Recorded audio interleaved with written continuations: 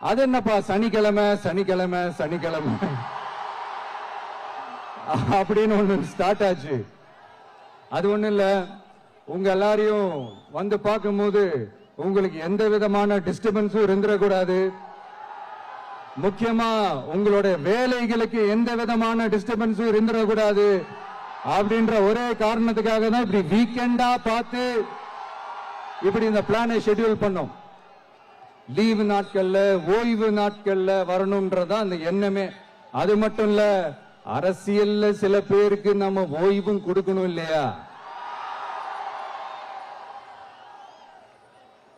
அதனாலதான் இந்த ஓய்வு நாட்களா பார்த்து இப்படி செலக்ட் பண்ணோம். திருச்சிக்கும் அரியலூர் மாவட்டத்துக்கும் போய் நம்ம மக்களை சந்திக்க போயிருந்தேன். அப்போ பெரம்பலூரும் போக வேண்டியது.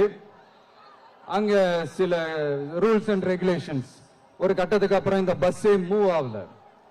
அதுக்கப்புறம் அதை தாண்டி ஒரு டைமுக்கு மேல பேசுறது, சரி அதெல்லாம் விடுங்க.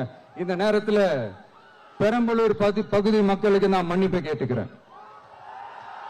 சீக்கிரமாவே உங்களை தேடி நான் வருவேன் ஃபார் ஷுவர்.